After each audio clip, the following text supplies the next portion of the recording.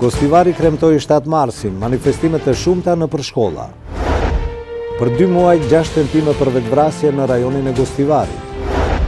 Fushata për zgjedhjet e parakohshme parlamentare fillon më 5 prill. OKB, nuk kemi kërkesë nga Beogradi për mbledhje urgjente. Viktor Janukovic pëson infarkt në zemër.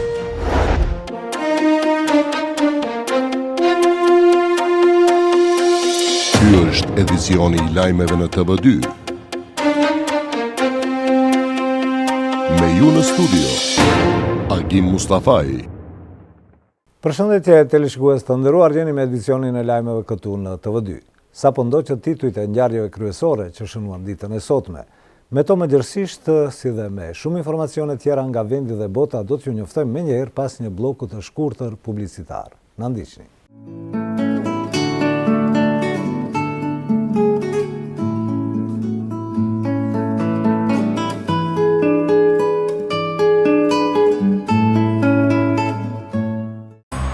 Shko thuj Markvires, ajde të pim qaj.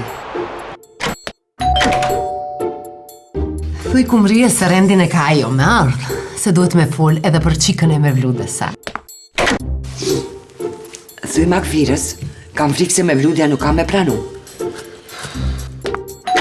Shko thuj kumrije se puna është shkry, veç djali kam bet me upa me qikë.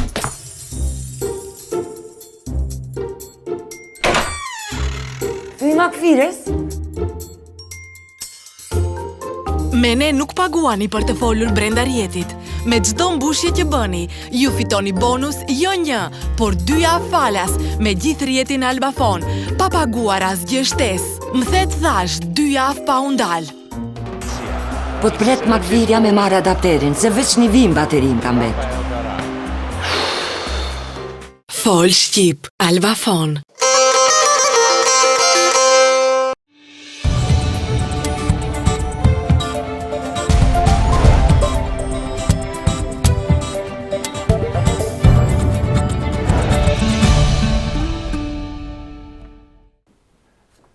Teleshikues të nderuar, këtë edicion festiv të lajmeve në TV2, do t'ja kushtojmë kryesisht ditës së mësuesit shqiptar. Më 7 mars të vitit 1887 në Korçë u hap mësojnëtoria e parë shqipe. Në mbar treva shqiptare sot shënohet 7 marsi, dita e mësuesit. Shkollat dhe institucionet arsimore shënojnë këtë ditë të rëndësishme të arsimit shqip. Sot në mbar vendin po festohet dita e mësuesit, e cila me nderim i kushtohet personelit edukues të sistemit arsimor. Kjo datë kujton themelit e para të mësojnëtores shqipe të Korçës më 7 mars të vitit 1887. Festa e mësuesit në rafshin kombëtar shërben për t'i vlerësuar traditat më të mira të shkollës shqipe, padyshim edhe figurën e nderuar të mësuesit, por edhe gjithë punonjësve të arsimit si edukator të brezit të ri dhe si kontribues aktiv të zhvillimit dhe përparimit të shoqërisë shqiptare.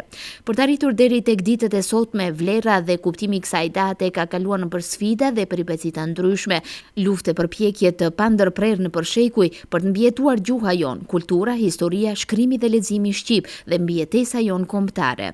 Gëzon fakti që populli ynë ka qenë lidhur për gjuhës, historisë dhe tokës së vet me rënj, kështu që rrugën e zhvillimit, përparimit dhe shkollimit së bashku me ndjenjën e atë dhe dashurisë në gjë e ka ruajtur dhe kultivuar me ngulm për të arritur deri tek ditët e sotme.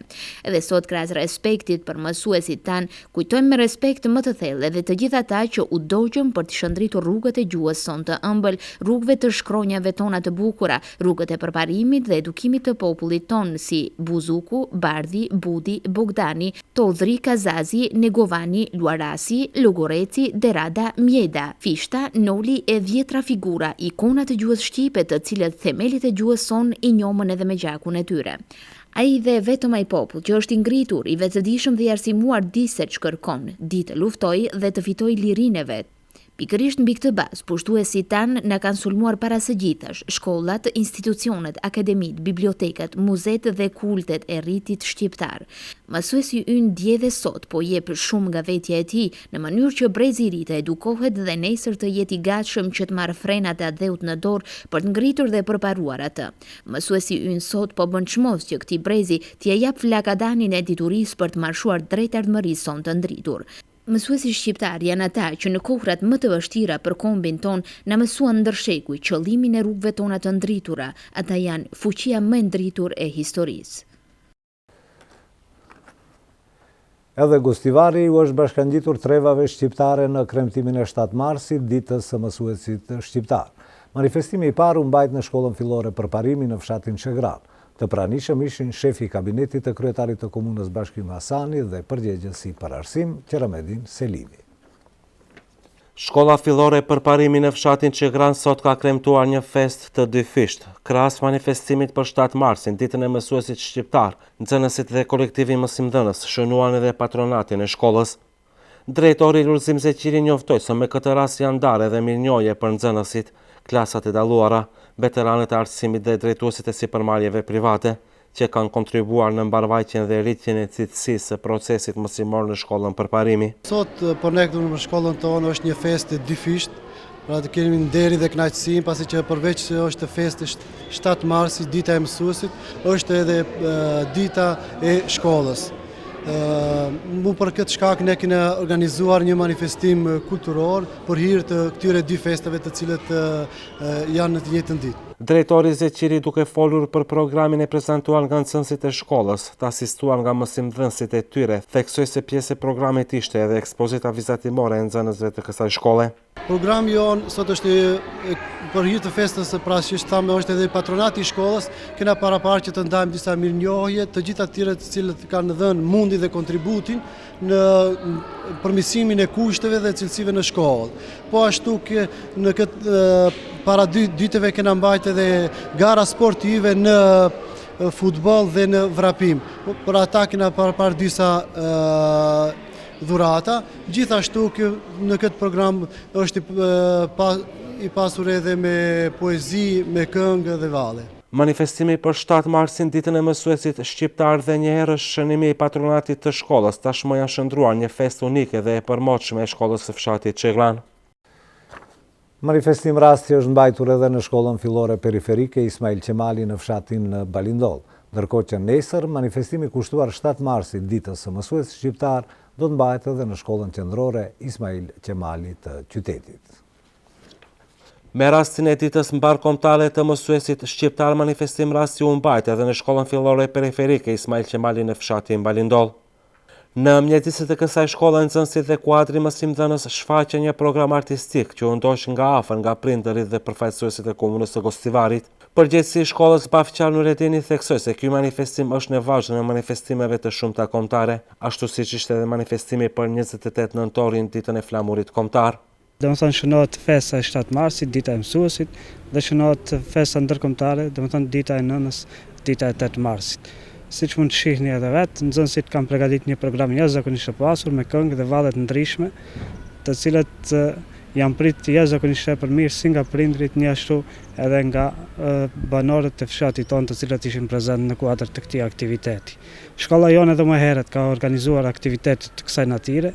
Aktiviteti paraprak ishte shënimi i ditës së flamurit 28 nëntorit, dhe kjo është aktiviteti i radhës që shënojmë domethënë për festat e marsit, gjithsesi 7 dhe 8 marsin.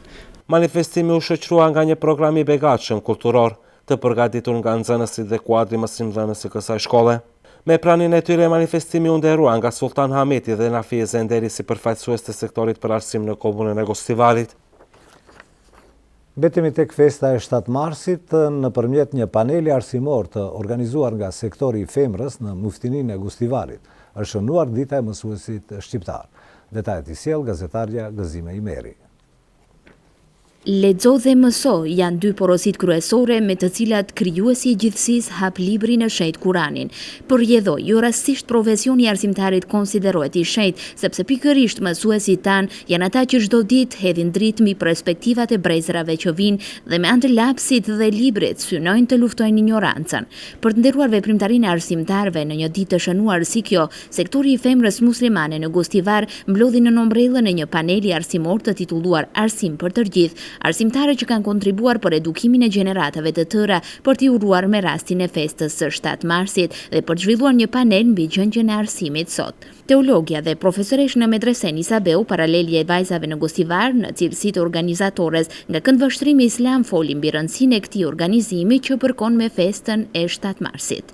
7 marsin mbasi është dita e arsimit shqip, ne si muftini e Gostivarit, sektori i femrës pranë muftinisë të Gostivarit, vendosëm që këtë ditë shënona në mesin e popullatës, në mesin e arsimdashësve.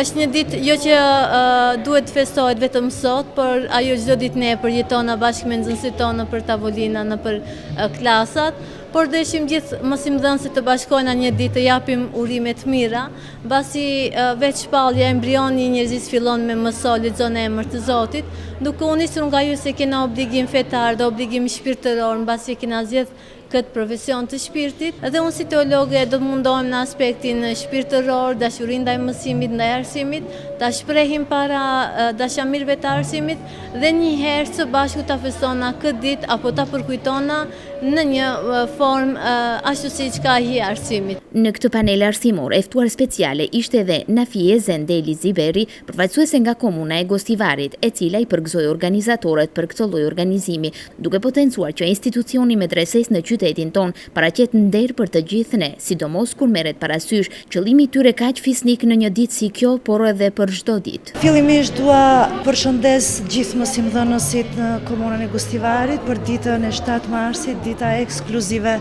e tyre, dita e mësuesve.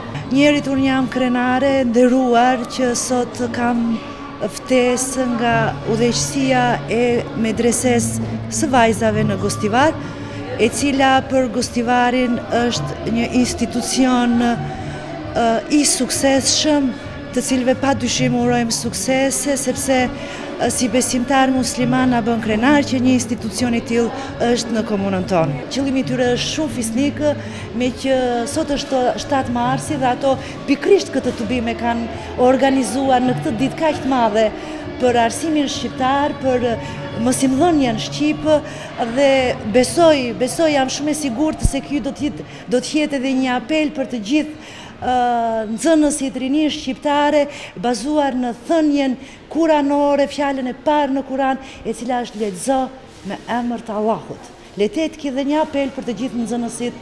Mësimdhënia bashkohore, roli i mësimdhënësit në suksesin e nxënësve ishte tema me të cilën u prezantua para të pranishmeve profesor dr. Florentina Halimi, e cila mes tjera shprehet. Tema për të cilën unë do të bisedoj është sfida e mësimdhënies në periudhën bashkohore, do me thanë temë e cila fton të gjithë mësimdhënësit që të njohtohen me teoritë, me praktikat e mësimdhënies bashkohore dhe në mënyrën se si ato më së lehti do të munden të realizojnë në praktikat në klasë për të arritur qëllimet e tyre dhe suksesin e nxënësve.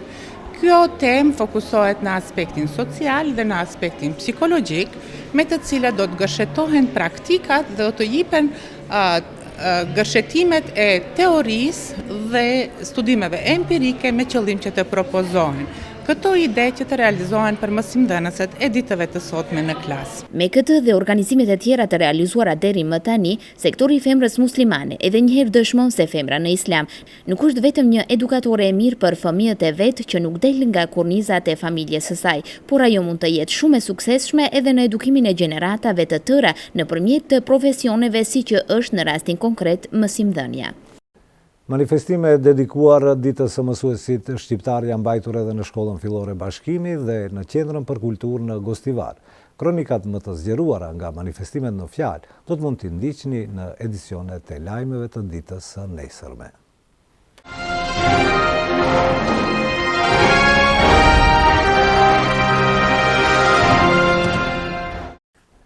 Me anë të një telegrami urues, mësimdhënësit i ka uruar edhe kryetari i Rilindjes Demokratike Kombëtare Rufi Osmani. Falë shkronjave shqipe dhe mësuesve shqiptar u shpëtua kombi shqiptar nga rreziku i asimilimit dhe zhbërjes përgjatë historisë. Puna e respektuar e mësuesve shqiptar në edukimin e brezave të rinj më jep të drejtën dhe kënaqësinë të ju uroj në emrin tim personal dhe të Rilindjes Demokratike Kombëtare, thuhet mes tjerash në telegramin urues të kryetarit të Rilindjes Demokratike Kombëtare Rufi Osmani.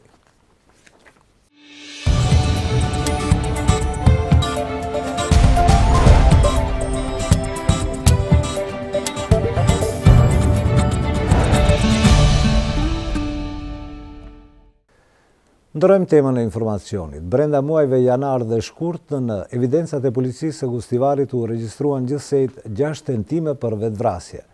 Rastet e fundit paraqiten si vazhdimësi e tendencës në rritje të këtij fenomeni social në mesin e shoqërisë në rajonin e Gostivarit. Sipas përllogaritjeve të policisë së Gostivarit, rastet e tilla paraqiten të dyfishta në krahasim me vitin 2012. Di muajt e para të vitit 2014 në rajonin e Gostivarit u karakterizuan për nga numri i madh i rasteve të evidentuara të tentimeve për vetvrasje. Brenda muajit janar dhe shkurt, në evidencat e policisë së Gostivarit u regjistruan gjithsej 6 tentime të tilla.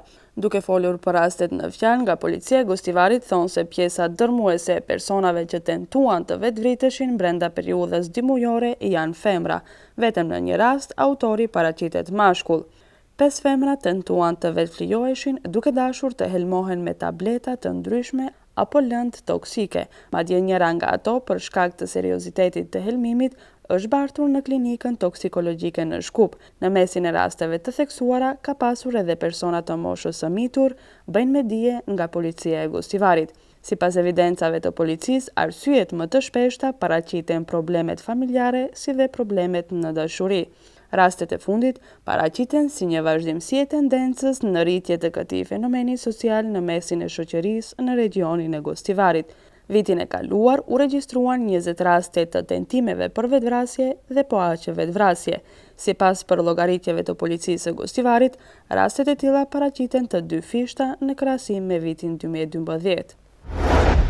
Fushata për zgjedhjet e parakohshme parlamentare fillon më 5 prill. OKB, nuk kemi kërkesë nga Beogradi për mbledhje urgjente. Viktor Januković pëson infarkt në zemër. Nënkryetari i Rilindjes Demokratike Kombëtare Artan Dika i konsideron si spekulime manipulative të qëllimshme nga ana e BDI-s dhe PDSH-s informacionet për fillimin e bisedimeve në mes partisë së tij dhe BDI-s për dalje të përbashkët në zgjedhjet e ardhshme. Zëdhënësi i BDI-s Bujar Osmani konfirmon gjithashtu në mes BDI-s dhe RDK-s nuk ka bisedime për mundësinë e daljes së përbashkët në zgjedhjet parlamentare. Pason bloku i lajmeve nga Maqedonia, që kryesisht ndërlidhet me mbajtjen e zgjedhjeve presidenciale dhe ato të parakohshme parlamentare. Fushata për zgjedhjet e parakohshme parlamentare do të fillojë 2 ditë më herët, gjegjesisht më 5 prill, ndërsa heshtja për raundin e dytë nga zgjedhjet presidenciale dhe parlamentare do të përputhet më 12 dhe 13 prill. Këtë e bëri të ditur Komisioni Shtetëror Zgjedhor në seancën e sotme në të cilën është vërtetuar afat për zgjedhjet e ardhshme. Me këtë vendim, vlerësojnë anëtarët e KSZ-s, nuk shkelet ligji dhe do të sigurohet fushat 20 ditëshe si për njërat edhe për zgjedhjet tjera. Vërtetimi i listës zgjedhore për zgjedhjet e parakohshme parlamentare do të zgjat prej 16 deri më 30 mars, ndërsa listat për kandidat për deputet, partitë duhet t'i parashtrojnë deri më 29 mars. Shorti për radhitjen do të bëhet më 3 prill. Autoriteti i zgjedhjeve ka përgënjeshtruar informacionet se zgjedhjet e parakohshme do të ndikojnë me automatizëm në pragun e zgjedhjeve presidenciale.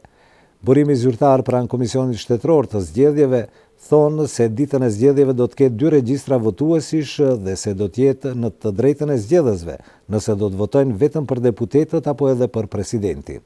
Çështja e pragut për zgjedhjen e presidentit ka qenë objekt akuze e PDSH-s, e cila pretendon se me organizimin e zgjedhjeve të parakohshme do të ndihmohet arritja e pragut prej 40%. Pretendimet e tilla janë vlerësuar nga BDI si të pavërteta dhe manipuluese. Numri i aplikimeve të mërgjimtarëve për të votuar për president ka shkuar brenda ditës së djeshme në gjithsej 3624. Komisioni Shtetëror i Zgjedhjeve do të mbyll sot në mesnat afatin e aplikimit për të drejtën e votës të mërgjimtarëve në webfaqen e internetit. Të gjithë ata qytetarë që nuk kanë bërë verifikimin e së drejtës së votës dhe ditën e zgjedhjeve nuk do të gjejnë veten në listën e votuesve, do të humbin të drejtën e votimit. Sipas të dhënave të Komisionit Shtetëror Zgjedhor, deri ditën verifikimin e kanë kryer më se 80.000 qytetarë. Kryetari i Kuvendit të Republikës së Maqedonisë Trajko Veljanovski, në pajtim me kompetencat kushtetuese dhe ligjore dhe praktikën e vendosur, sot u bëri thirrje organizatave ndërkombëtare me qëllimin që të marrin pjesë në vëzhgimin e zgjedhjeve të parakohshme parlamentare. Zgjedhjet në Maqedoni do të monitorohen nga një diplomat gjerman. Gert Arens është emër i njohur kur vjen puna për mbikëqyrjen e mbarvajtjes së zgjedhjeve. Ai sërish do të jetë shef i misionit për monitorimin e zgjedhjeve në Maqedoni. Do të angazhohen 11 ekspert për zgjedhjet, 20 vëzhgues afatgjat dhe 300 afatshkurt. Në një aksion të madh policor, sot janë arrestuar udhëheqësi dhe shumë të punësuar në doganën e vendkalimit kufitar Novosel të Maqedonisë. Ata dyshohen për keqpërdorim të pozitës zyrtare dhe autorizime, fshehje, falsifikime dhe përdorim të dokumenteve me përmbajtje të pavërteta. Nga policia informojnë se në aksion të arrestuar janë edhe persona fizik të cilët kanë fshehur mall, ndërsa pritet që të kryen edhe bastisje dhe kontrole në disa butiqe në për shumë qytete, midis të cileve Shtip dhe Bogdanci, ku është në vijim aksioni. I gjithë aksioni, sipas informacioneve të para, është që të zbulohet dhe të ndalohet trafikimi i mallit të tekstilit nga Bullgaria, Greqia në Maqedoni. Pensionistët kanë marrë sot shtesën e pensionit për 600 denarësh. Janë 284.878 pensionistë që janë paguar për pensionin e shkurtit, ka njoftuar Ministria e Financave. Pas rritjes pensioneve në këtë muaj, pensioni mesatar do të arrijë 12.445 denar, përkatësisht do të rritet për 62% në krahasim me vitin 2006, kur pensioni mesatar ka arritur 7.683 denar.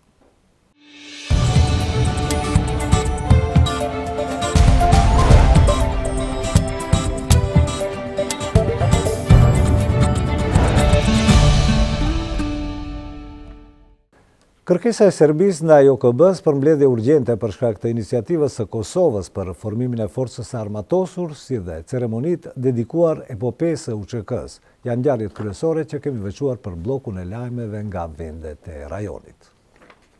Qeveria e Serbisë dje ka kërkuar mbledhjen urgjente të Këshillit të Sigurimit të OKB-s për shkak të qëllimit të institucioneve të Kosovës për formimin e forcës së armatosur.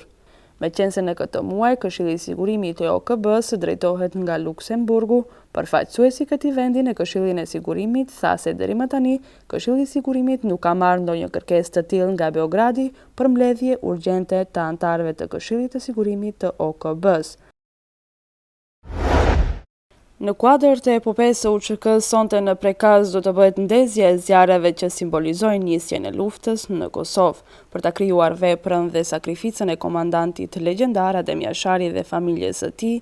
Gjatë 2 ditëve të fundit kanë bërë homazhe zyrtar të lartë, shtetëror e shumë qytetar. Gjatë nderimeve në Prekaz, presidentja e Kosovës tha se lufta e UÇK-s paraqet themelimin e shtetit të Kosovës. Edhe kryeministri Hashim Thaçi tha se fal sakrificës së Jasharajve, i gjithë kombi u mobilizua për çlirimin e vendit. Përfaqësuesit e komunitetit malazes në Kosovë ja dorëzuan institucioneve të Kosovës nismën kërkesën për njohjen zyrtare të malazesëve si komunitet etnik në Kushtetutën e Kosovës. Ata kërkojnë për të ndryshuar pjesë të Kushtetutës që rregullon çështjen e komuniteteve të njohura tashmë si serb, turq, bosnjak, romët dhe goranët dhe lënien në dispozicion të disa vendeve në Kuvendin e Kosovës.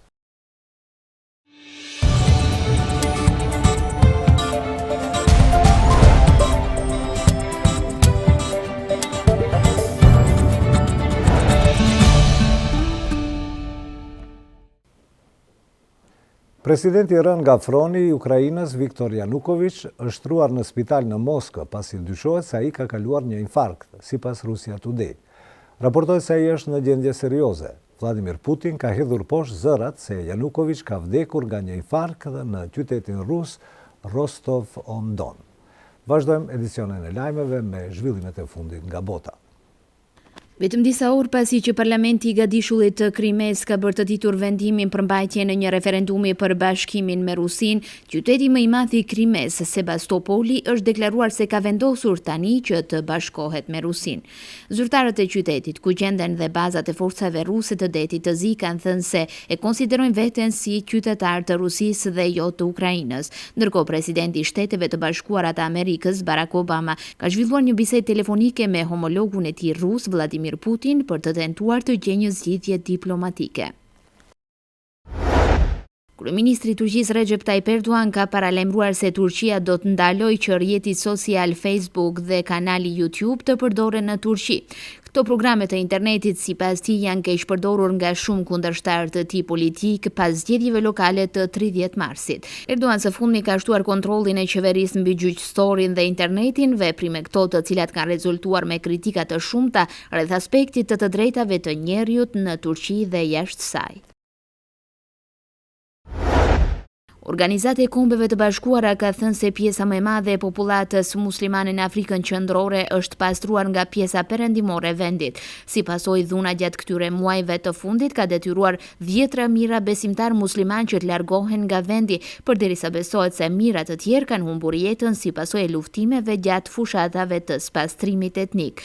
Këshilli i Sigurimit është duke shqyrtuar kërkesën e sekretarit të përgjithshëm Ban Ki-moon, i cili ka kërkuar dërgimin e 10.000 trupave paqëruajtës për ndalimin e dhunës kundër civilëve.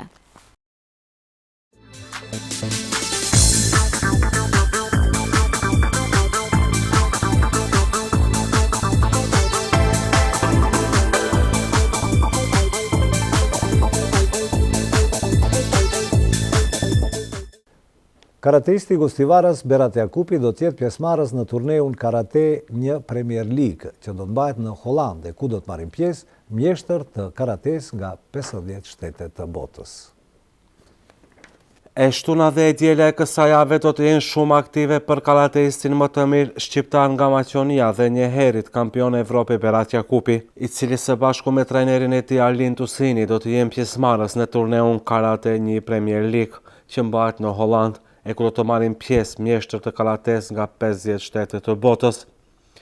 Berat Jakupi do të prezantohet të diele në ora 12 në kategorinë e seniorëve në -84 kg.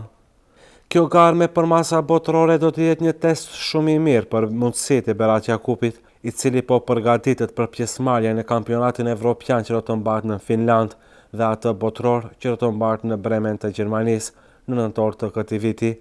Jam optimist se Berat Jakupi do të arrijë sukses dinjitos dhe në këtë turne me mjeshtri botërore të karates, tha trajneri Arlin Tusini. E tërë ekspedita e Maqedonisë për në Hollandë është nisur ditën e njëjtë. Edhe një lajm nga sporti, tenisti shqiptar nga Gustivari Shëndrit Deari nuk ka mundur të shkojë më larg se në çerikfinale në turnirin Future, që po zhvillohet në Sharm el Sheikh të Egjiptit. Tenisti nga Gustivari në çerikfinale u mposht nga partësi i dytë në listë, italiani Stefano Travaglia. Edhe përkundër disfatës dhe eliminimit të mutëqeshëm nga ky turne, Deari thekson se është i kënaqur me paraqitjet e tij.